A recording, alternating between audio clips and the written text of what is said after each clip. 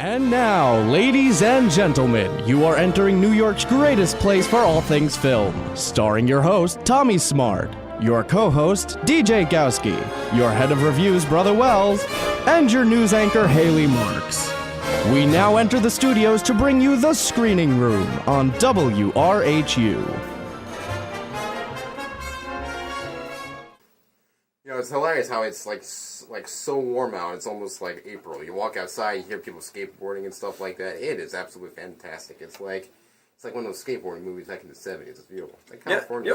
Yeah, like I noticed that too. And I'm walking here with our news anchor Haley, and funniest thing, like for example, she's like, "Yeah, it feels like spring," and I'm like, "Well, it feels more like fall." I mean, the trees don't really seem that appealing outside, you know. Oh, everything looks dead.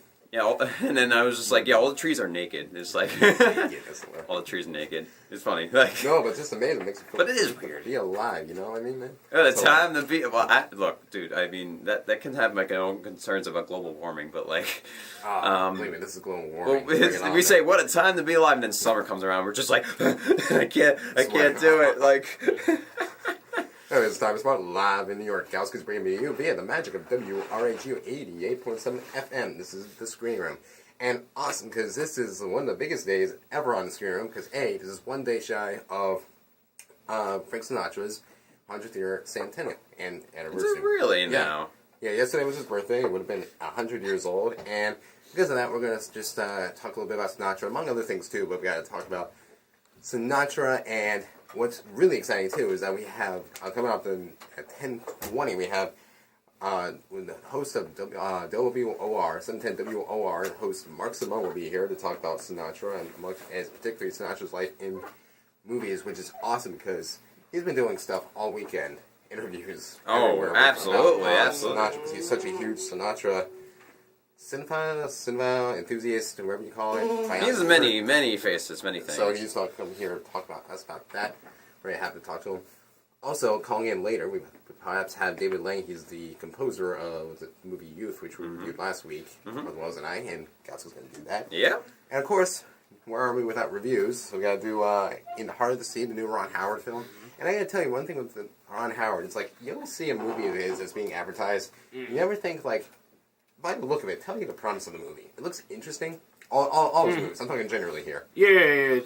Just something with this one was a little off this time around. Sure. Like, you always see these movies, and you always think, like, why do I really want to watch a movie like that? But in this case, then you see it, and then you're like, oh my god, this is perfect. Or just shy of perfect, anyway. So we're going to talk about that later. That's cool. You know, stuff like that. You know, we're going to talk about Sinatra and everything. Brother Wells is going to do his top 10 a little bit about that, but I want to give you a little intro here. Sinatra. So you guys know about the guy, right? Yeah, I do. I know a little history about it. A little bit. So the guy's from Jersey, which is interesting because when you're a big Bruce Springsteen fan, you think, oh, Jersey boy, Bruce Springsteen, rock and roll, everything like that. And then this guy comes in. I mean, this is years before Bruce Springsteen, but you think the world from Jersey have that same kind of mentality. The guy's from Hoboken. You know, his mom, actually, of all people, was worked in, she was like a rummer of sorts.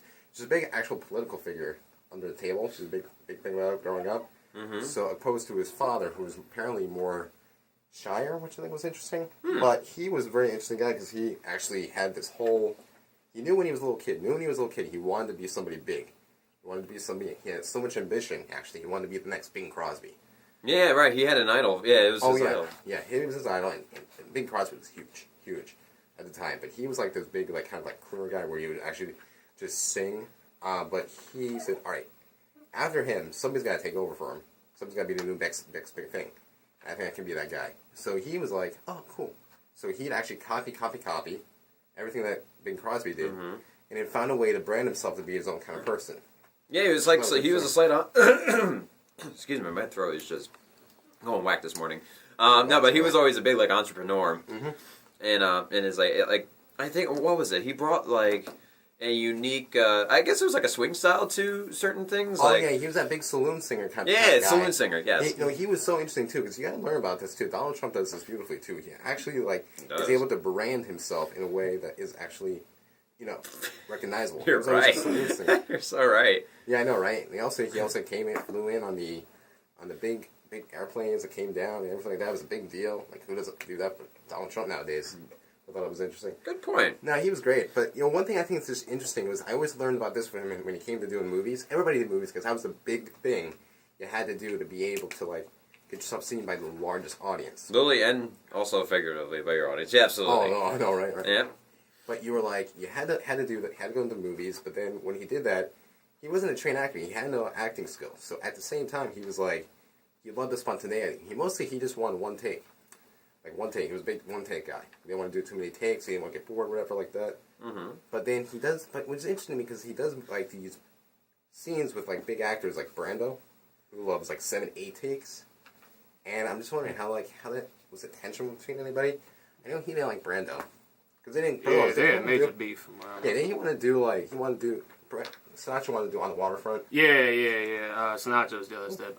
Brandon beat him on the waterfront. I mean, I can't blame him because at the time, like, Terry Maloney was like a younger character in that. He was like a 30 years old character in that. Yeah. So basically, Brando would have been better at that.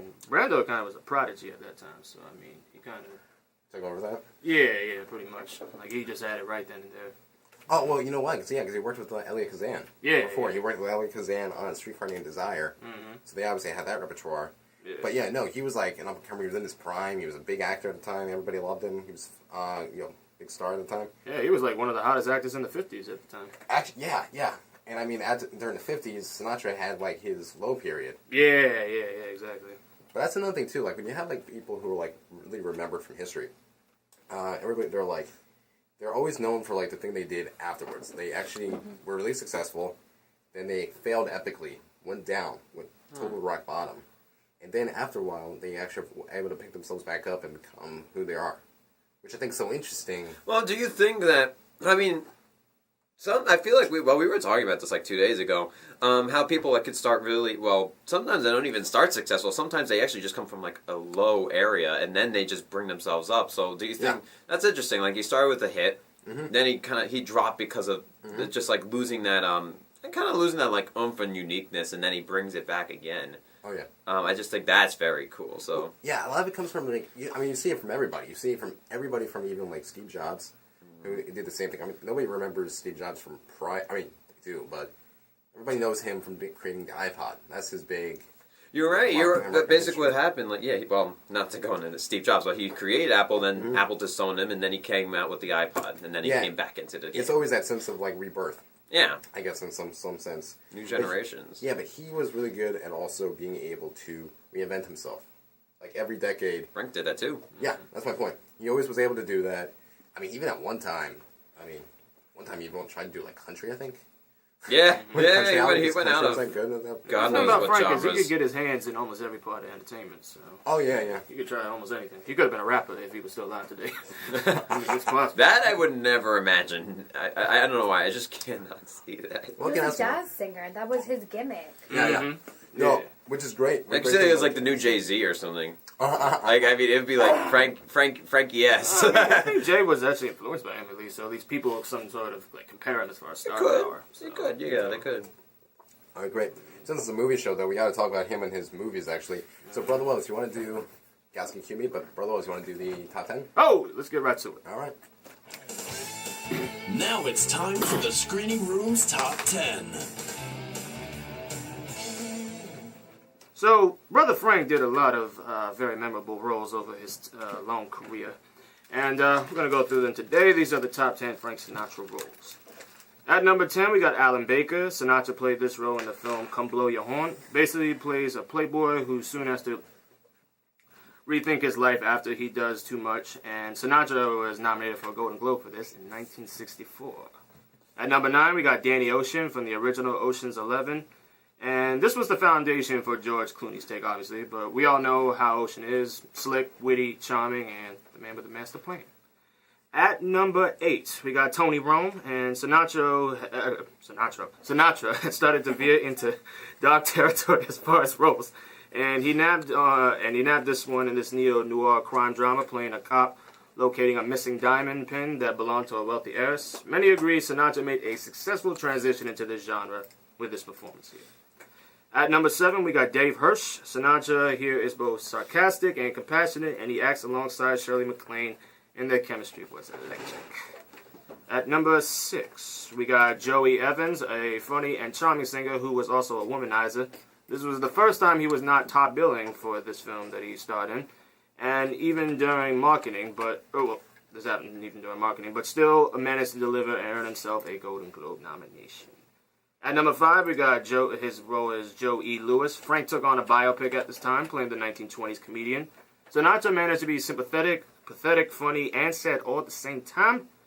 Sinatra even became buddy with the real Lewis, and Lewis even told Frank that, "You had more fun playing my life than I had living." At number 4, we got Detective Sergeant Joe Leland. Sinatra took another crack at neo-noir in the '68 police classic. Sinatra delivered one of his most forceful and devoted performances of his career at the time, as he and director Gordon Douglas helped portray an unsentimental look at police investigations. At number 3, we got Major Bennett Marco from The Manchurian Candidate. This is one of the first roles in which Sinatra was looking outside of his usual musical playboys and went with a serious war character that was very three-dimensional. This is one of the most widely praised roles next to his 2 Oscar roles, which I'm going to get to next. And so at number 2, we got Frankie Machine from The Man with the Golden Arm. Sinatra went gritty on us with this one, playing a druggie who struggles to stay clean while out of prison and trying to get a music career going. Sinatra delivers another performance that shows his range as an actor and just an overall entertainer, and he gained his 2nd Academy Award nomination for this role. And of course, at number 1, Private Angelo Maggio from Here to Eternity. This was the role from the Oscar-winning film, and Sinatra played here a volatile but likable Italian-American and showed great versatility at this time, and Sinatra won the Academy Award for Best Supporting Actor for this role. And that is your Frank Sinatra top 10. Oh, you can get that blank, Gowski, but that's all good. All good. Sorry for the quick cutoff on that. No, it's all good. It's all good.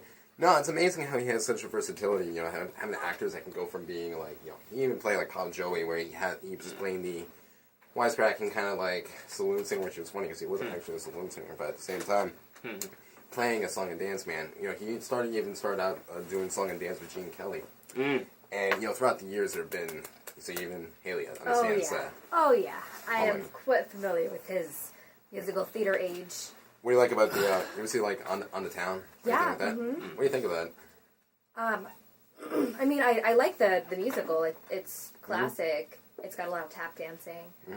I haven't seen it yet. Like, it's on Broadway currently, and I haven't got a chance to see it. Yeah, it's been on for a while, but yeah, no. So, though, you know what's interesting about that was like when he started doing that. When he was doing it first with Gene Kelly, he's like, all right, listen, you actually got to sweat. You got to do really hard. You got to like really try. You can't just sit there and croon. You can't just like sit there and sing. So you had to actually get up and dance. So like he apparently really worked really hard because prior to this he wasn't much of a dance man, but at the same time he really tried really hard to. Gene Kelly was even joking he was like training for the heavyweight championship of the world, trying to really like get into the whole dance movement. He started a whole new career because of it. I mean, going into movies, and from there just trying to really expanding what he could do. I mean, he had that low period. Right before he did From Here to Eternity, I mean, really tried to do different kind of movies. There's even The Tender Trap, where he played like a talent agent, a theatrical agent. I mean, even there he was singing and dancing, but there was some of that already there. I mean, even like then you had the Manchurian Candidate, which I think is really interesting. That and Suddenly was actually all about the whole idea, which I think is because he was such a big advocate for President Kennedy. Loved Kennedy. Yeah. At the same time, though, he was also like, he did these 2 movies actually were about the assassination of the president, which I think was ironic because it suddenly came out in 1954, I believe. But still, at the same time, I think it's just ironic. Yeah, anyway. Absolutely. Of course. Anyway, so we get back, we have more fun here in the screen room, but first, Haley the original, right? The original Haley. The original Haley? Yeah, we got like 30 Haleys working for us, so it's like I gotta like give them different names. I'm just like, come the on. First Haley. Can't you guys like name your kids something different? Going uprise. It's going to be the Attack of the Clones. Oh, God. So, Haley, what do we got? News. The Golden Globes nominees have been announced, and the Teenage Mutant Ninja Turtles trailer for the upcoming sequel has been released. That's all coming up next on the Screening Room. Ooh, great. So when we get back, the king of the movie business is going to meet Mr. New York. We've got here on the Screening Room. So just sit back and be chill. We'll be right back here on the Screening Room at 88.7 FM, WRHU.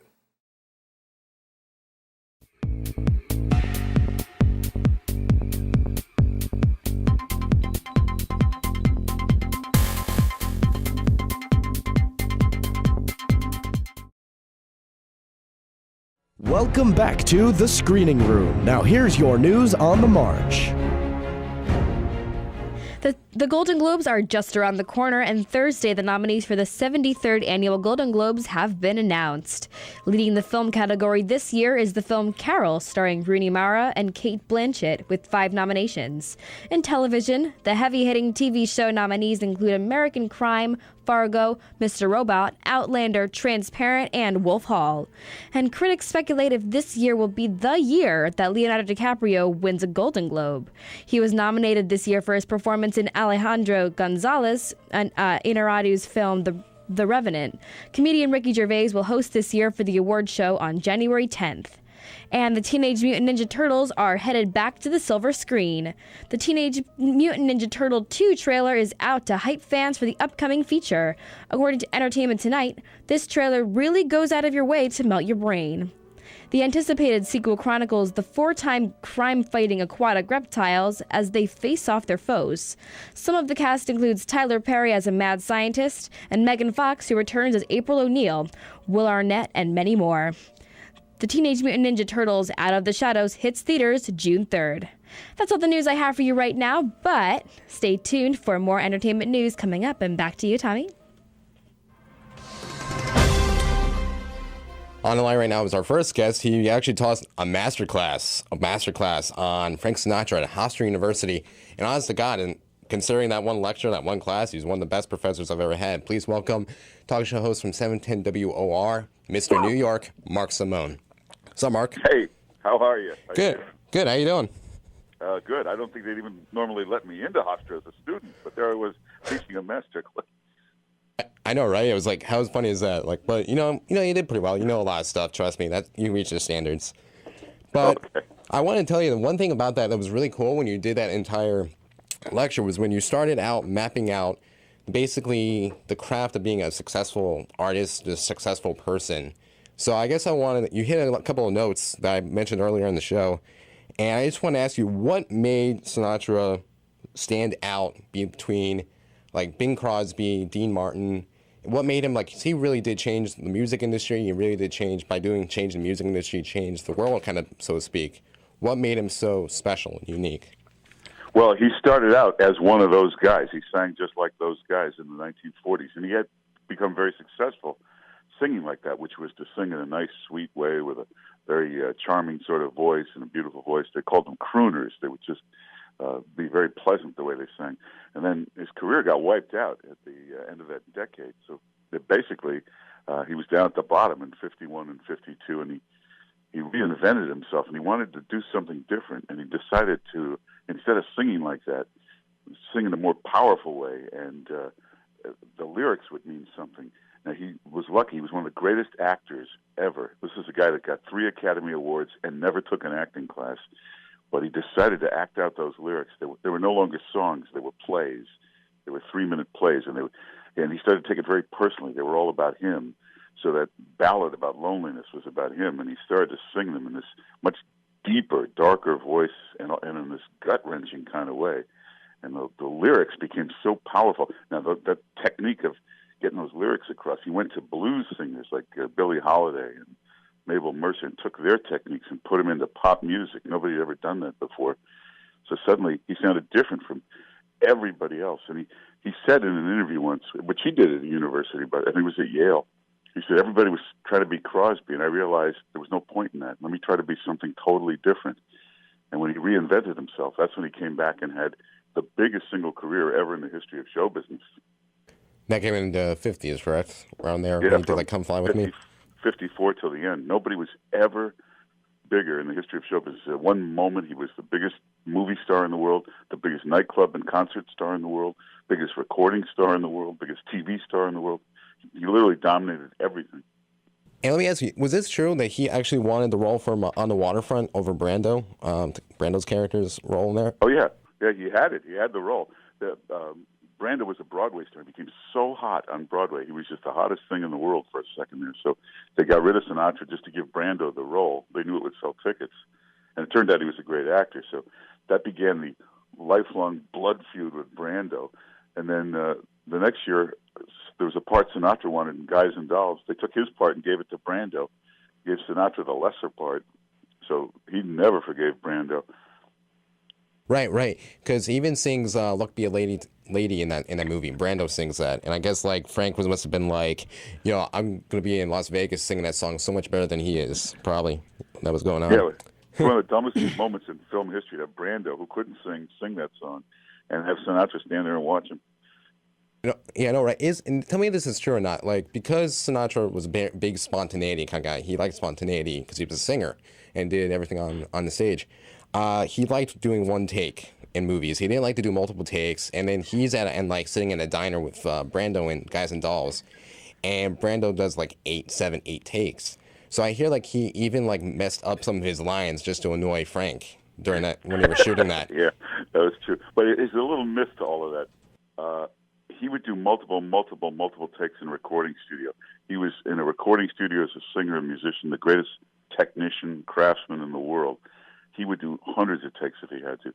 But when it came to acting in a film, he was smart enough to know he wasn't a real actor. He just had some natural talent, but he wasn't a craftsman. He had no technique, and he knew he couldn't repeat it over and over again. He would lose it after the first or second take. So that's why in films, you had to get it in one take, maybe two, because unlike Brando, who was a real technician, he couldn't repeat the performance over and over again. It would just get stale if he did it. And tell me if this is true or not. I've listened to your show, so you mentioned this so many times before, how he was like a Bogart copycat. He loved Humphrey Bogart, and he really even like tried to emulate him in so many different ways. Was that because of the movies that he watched, like The Big Sleep and other movies? No, not at all. It was personally he emulated Bogart. The Bogart offstage. When Sinatra became famous, it happened very fast. By 23, he's a superstar, and he's in Hollywood, and he's just a kid from Hoboken, New Jersey. He had no idea how to dress, how to talk, how to act. So he latched onto Bogart and became very close, and he copied everything Bogart did, everything Bogart wore in real life, all these cashmere sweaters that Bogart had, and whatever sport coats Bogart wore, he copied, and he decorated his house to look like Bogart's. He tried to throw parties like Bogart did.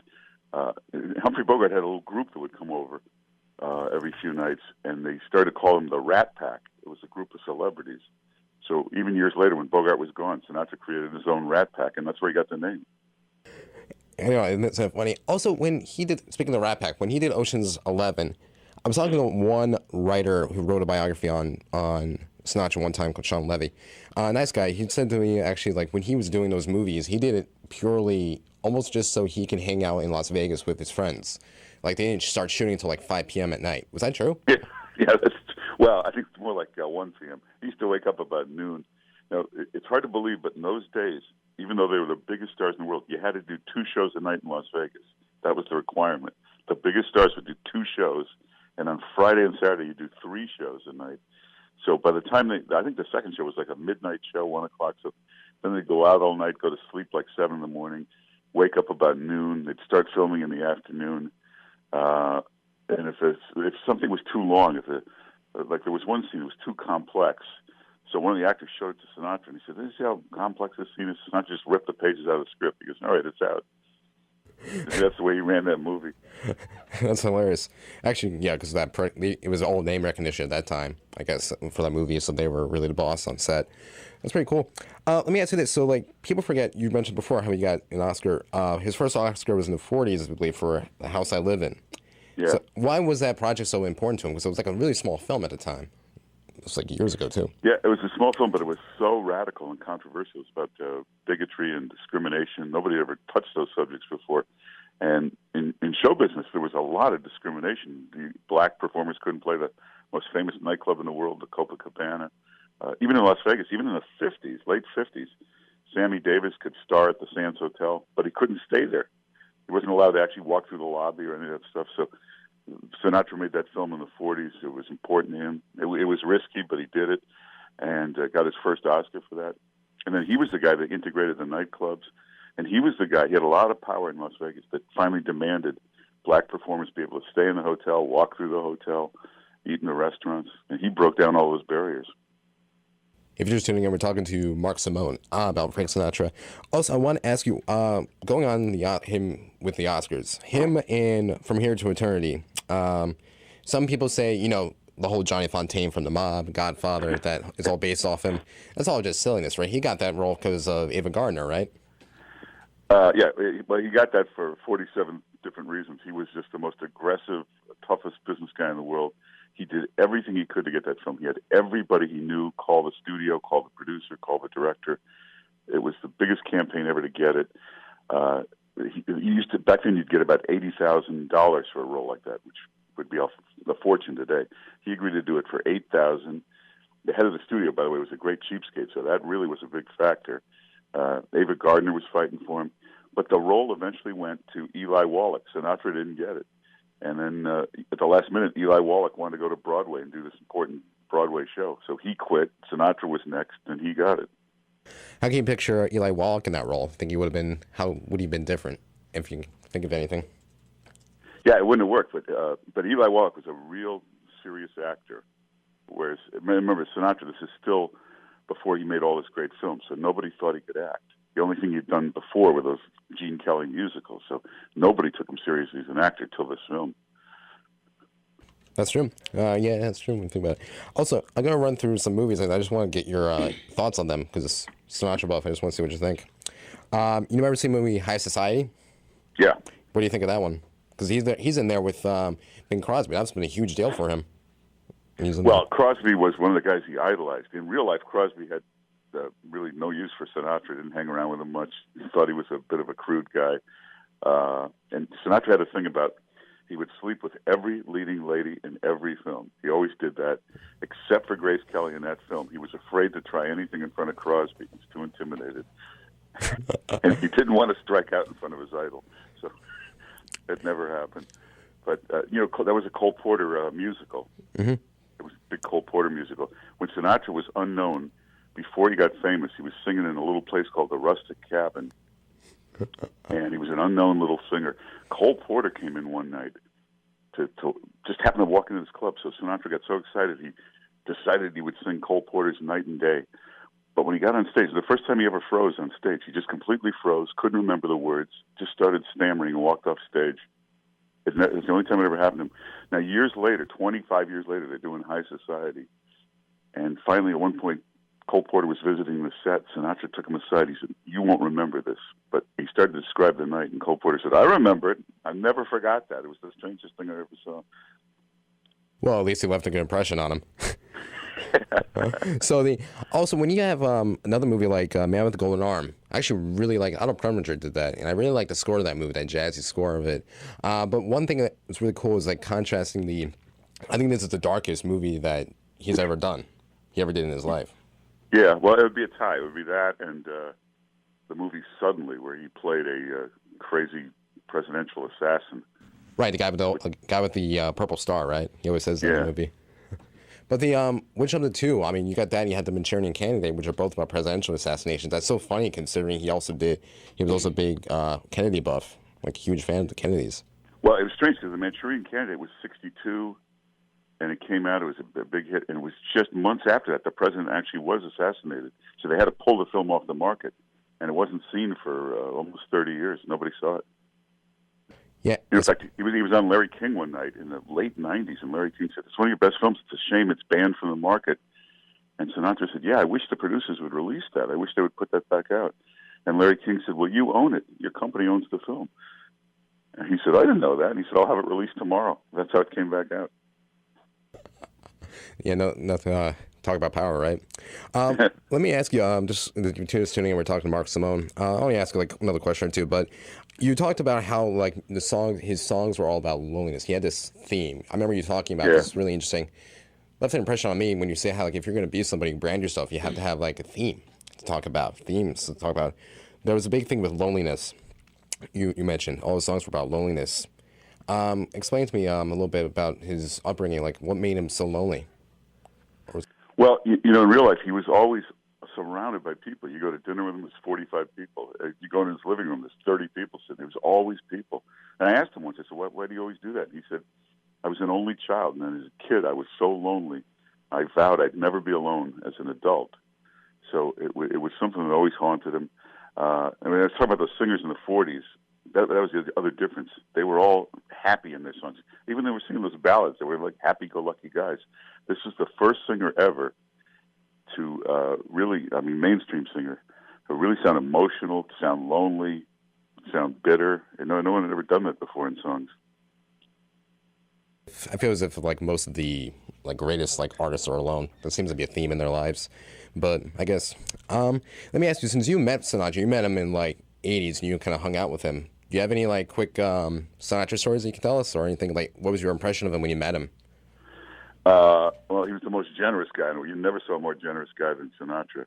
There was a time in a restaurant where it was 3 a.m, a coffee shop. The waitress was an old woman in her 60s, and he said, "What do you work here? Why do you work here in the middle of the night?" She said, "Well, I'm trying to put my son through college."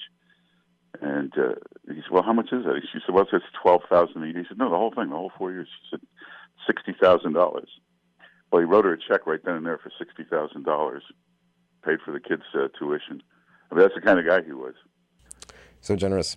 Anyway, this is Mark Simone and on the Screening Room, and thanks so much, Mark, for being here. I really appreciate it. Cause this has been thanks for having me. No, really do appreciate it. I guess I'll listen to you. You're off on Monday, so I guess I'll listen to you later in the week. But have a great day, sir. Appreciate it. All right.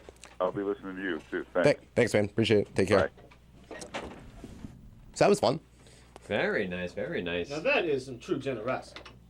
Oh, Sinatra? Yeah, ran the check for $60,000 right there for the whole 4 years. I know. Can you believe that? One time, too, this is a funny story, too. Mark Simone mentioned this one time. He was having dinner with his whole posse. He had 40 people at this huge table. And you guys, Haley remembers this. He always does. He always had 40 people with him at a table. I know, right? Talk about loneliness. That's how bad loneliness really is. Loneliness, please. He slept with every leading lady in this movie. Oh, he would never. Well, all right. For instance, on a side note, you watch Mad Men, right? Yeah. All right. You see Don Draper sleeping with every single woman, right? All right. Well, maybe lonely inside, but I mean, he had his peoples with him. Oh yeah. I mean, artificial too. But so the waiter comes up to him and says, he says to what do you what's the usual tip on the average tip you get a night? He goes what's the highest tip you ever got? He goes like 100 or something like that. He goes, okay, I'll give you 200.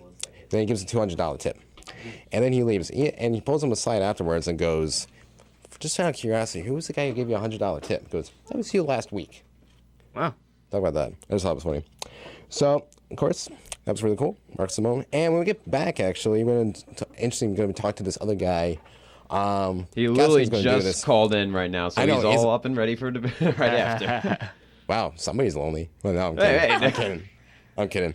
No, he's that's really dope. All right, cool. David Lang, he's the composer of the new film we reviewed last week, Youth, which Brother Wells really loved. So we're going to really be dope with that. Gauski's going to do this, and because he's such a score cine junkie, whatever. Oh, I love this stuff. So when we get back, we'll talk more about that. But first, Haley, the original, what's going on? The Mummy reboot gains its leading monster, and Melissa Rivers opens up about playing her mom in the holiday flick Joy. That's all coming up next right here on The Screening Room. Ooh, so just sit back and be chill. David Lang will be here when we get back here on 88.7 FM, WRHU. Hey you. You see that video in the middle of the screen? If you missed last week's episode, click it. Click it here, right now. I mean, seriously. Now, do it now. Now let's get back to The Screening Room. Welcome back to The Screening Room. Now here's your news on the march. Melissa Rivers opens up about playing her late mother, Joan Rivers. Joy hits the box office for the holidays, and daughter of the legendary comedian opens up about taking on the role. Melissa recalls having butterflies when learning about the opportunity, but she is honored to play a role to continue her mother's legacy. She says, I worked so hard on the speech pattern, but not so much on the accent because I didn't want to be an imitation or caricature. Joy hits theaters on Christmas Day. These days in the film industry, reboots are all the rage. The latest reboot is the 1932 classic horror The Mummy, and they just found their leading monster. Sophia Boutella of Kingsman: The Secret Service is in talks to play the Mummy herself, proving rumors that the movie will reverse the genders of the main cast true. Tom Cruise is also in talks to star alongside Boutella. The Mummy is set for a March 2017 release date. That's all the news I have for you right now, but stay tuned for your final news update coming up real soon. Back to you, Tommy. On the line right now is our second guest is David Lang. He's the composer of the new film Youth, which is now in theaters and actually doing quite well. And tell Mingowski, before you talk to him, you'll probably talk to him a little bit about it in a second. But you got an award for this, apparently? He's getting an award, a nomination, or whatever? Yes, nominated for, I believe, Best Original Score for Golden Globes coming up this year, which is incredible. So, congrats, David. Actually, I'd love to. Yeah, let's see. Are you on there, David? I'm here. Hey, David, how's it going? I'm really well. How are you? I'm good. Yeah. Actually, you know what? Let's just lead in with that because we were just talking about how's it feel to have a Golden Globe nomination? Congratulations. It's completely unlooked for and very amazing. So it's actually for Best Original Song. So is for the category. That's incredible. Which song was it? Well, the interesting thing about the movie is that the character, the main character, is a composer played by Michael Caine, and the entire movie they talk about this song that he wrote when he was very young, and they talk about it. You hear little bits of it. People practice it. Musicians, hint around it. You never know if you're going to get to hear it, and at the end of the movie, you finally get to hear this, beautiful, incredibly moving song. So that's the song that's at the core of this movie, called Simple Song Number 3. Simple Song Number 3. That's a nice title for a nomination. That's really sweet. It's pretty funny. No, actually, just and thank you for joining us, by the way. Which is really it's a pleasure to have you on. So just I guess getting more into the movie itself. So this might be relatable just from a composer standpoint. That the fact that the main character, Michael Caine, he's playing a retired orchestra conductor. As you were composing for the score of this, did you have your own kind of connection to, you yourself being a composer and how he was trying to fit through? Obviously, he was a lot older than you are at the moment, right? But did you have that connection in a sort of way? Yeah, I really wanted to identify with that character and I wanted him to be believable.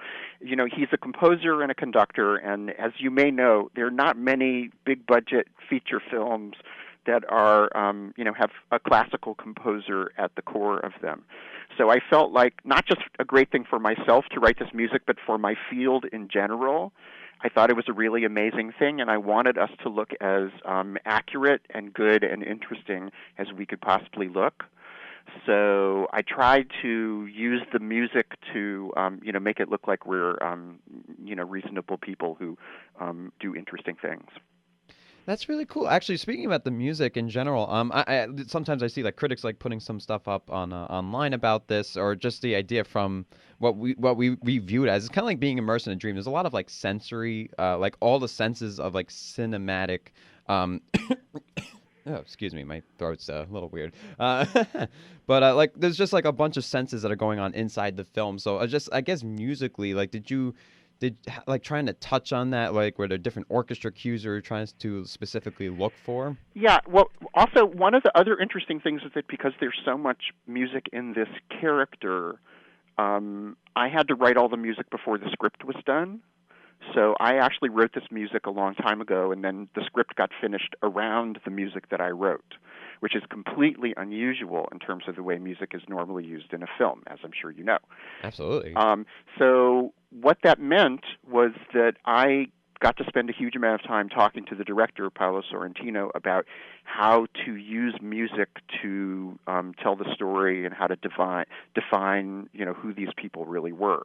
And what we decided was that there's lots of music in this movie. There's, a David Byrne song and Sun Kill Moon and the retro sets. I mean, there's lots of different kinds of music, and there are alpine horns and folk music. And but whenever we hear classical music, whenever we hear something which is related to this character, it's the inner emotional life of, kind of what's going on in that character's head. So because I got all my stuff done so early, we were able to use music as a way to, sort of make sure that it just pointed to the emotional life of this one person. It was a really beautiful way to, try to make the music tell a kind of subtler point of the story than just sort of, now everything's exciting, so let's, make your pulse race a little more. Absolutely, and actually, just the genre of this film. I would say it's like more like a drama comedy. Is this like one of the first times you've been working on this specific genre of film? I mean, this is also one of your first features. Yeah, I've never really done anything this big before. I mean, my first thing I did in film was I did the arrangements for the Kronos Quartet for Requiem for a Dream, which is not a genre comedy. No, absolutely not. But I did music for a film a couple of years ago called Untitled with Adam Goldberg, where he plays a composer, and that's actually a very funny movie. And so the comedy part is interesting about this film, but I think the really interesting thing about it for me is that it's not really a comedy, it's not really a drama, it's not really it's really sort of this hazy way of putting these interesting characters together and just sort of watching how they interact. So there's Michael Caine, and Harvey Keitel plays an old film director. Jane Fonda, an old film star. Paul Dano is a young up and coming film actor, very successful. And so basically you get a bit of their story, not told in a kind of plot way. It's not really as if anything happens, as if anything advances the story. You're just in this place where they're all trying to pay attention to themselves and trying to be better people and trying to accomplish something, and you sort of see how they interact and how their stories overlap each other. So there is something kind of surreal about it, and the funny things are very, very funny. Excellent. And just, I guess, one more question, just because of the time we have here on the show. So what is so after working with the director on this, do you see seeing more feature pieces in the future, or what's in store coming up for the life of David Lang? I would love to do more of this. Most of the time I just do. I'm completely nerdy. I'm from the classical music world. Nice. I run a music festival in New York called Bang on a Can. We do weird music, right? So that's my niche. Wait, is that like Stomp? Kind of like Bang on a Can? That sounds like very It's not actually, but thank you for asking. Everybody asks that. We're something completely different than that. But basically, there's this little niche that I come from, and so having this opportunity to see this world where millions of people around the world really care, where music really means something on this giant scale and participates in this larger culture, it's very exciting and very seductive. So I would be very happy to do more of these. Wow, very amazing. And I got to check that out myself, too. Did you say it's called Bang on a Can? Yeah, Bang on a Can. I'm going to look that up later. Yeah, you can check it out. Awesome. Well, David Lang, thank you so much for coming on the show with us and talking about youth. And I hope that good things come for the Golden Globes coming up next year. Yeah, keep your fingers crossed. That would be really exciting. Absolutely. We definitely will be here at the screening room. Thank you so much. And thanks so much for having me. Absolutely. No problem. Thank you so much. Okay, bye-bye. Bye-bye. Well, basically, since we'll probably watch it, we'll take a shot every time he comes up on screen. David Lang gets to go. I'll take a shot for him. It's like, David Lang, you won. What a nice guy. He is nice. So nice when it happens. Good. I love what he was talking about. He was like, "Oh, I'm kind of a nerd," and I was like, "Yeah, us too." Cool. Bang on a Can. That's an interesting. That's really unique. It sounds like stompish, kind of like garage music. It's like. I mean, I can see that. Yeah, me too. He's an interesting background, but being first-time feature film, and he did a bunch of shorts, and he said he worked arranging and Requiem of a Dream and stuff like that. But he's got an interesting filmography. Yeah, I dig it. Oh, good stuff.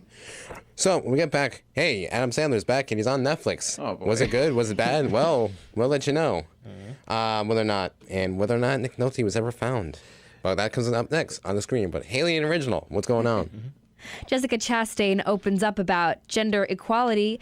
Resident Evil makes its final debut call, and Beyonce teams up with Bradley Cooper. All that and more coming up in the screening room. And when we get back, we'll be right here on 88.7 WRHU.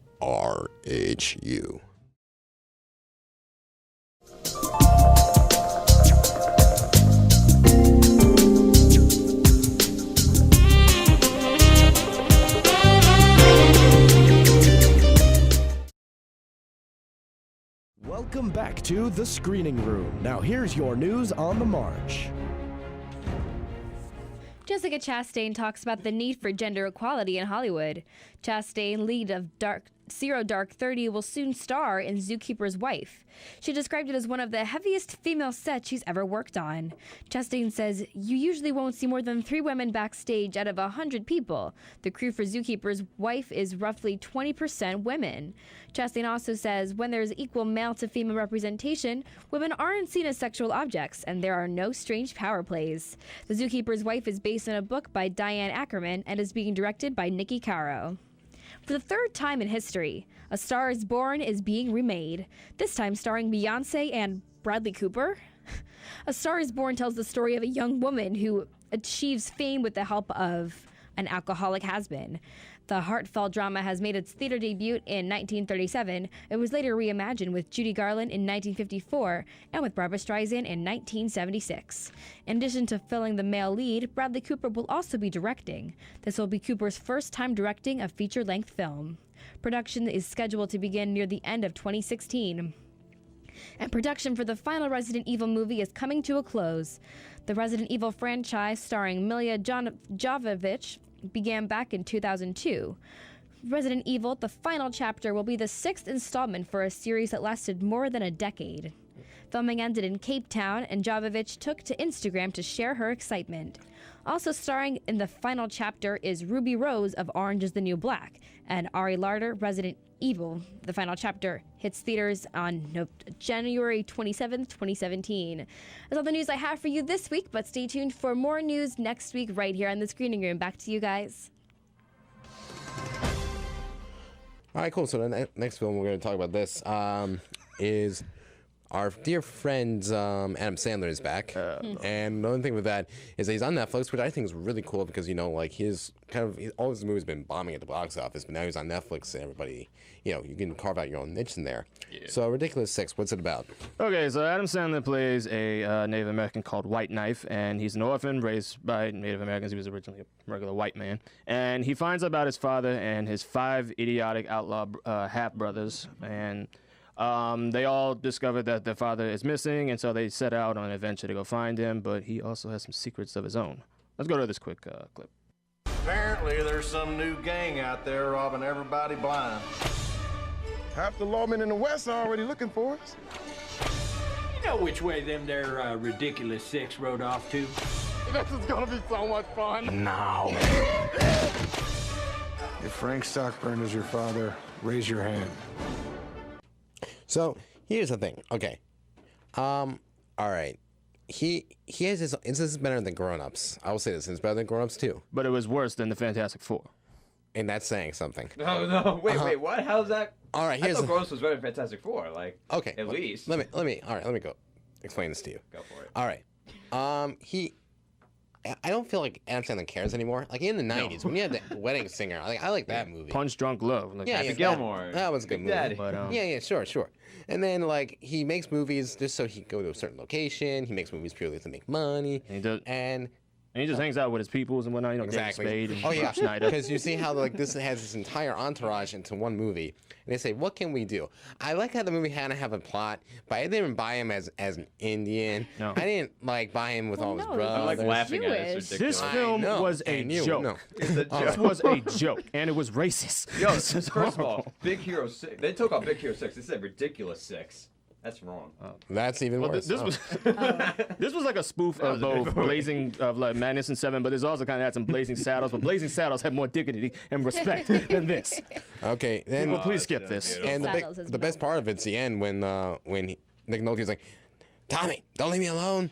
Tommy, don't leave me alone. You have to see the movie to understand, but it's on Netflix right now if you want to check it out, but I highly doubt it. And we don't have any time right now, but basically, if you want to check out Hard to See, by all means, go ahead. It's Ron Howard. He's a terrific guy. Go see him. Okay, that about wraps up here on the Screen Room. Sorry, Haley, we don't have time for your box office review, but... No worries. Well, who came in first? Well, Heart of the Sea actually did. There you go. That's what we needed. That's a big... All right, so that's a big indicator. Wow. Oh, naturally. Tune in next week for another exciting episode of The Screen Room. Basha is next and just staying over me. She wants to get her show rolling on, so we'll get started that right now. So please tune in next week for another exciting episode of The Screen Room. And thanks, guys. This is Tommy Smart, king of the movie business, signing off. And remember, tune in next Sunday on 88.7 WRHU FM. You just left the screening room with Tommy Smart and DJ Gowski.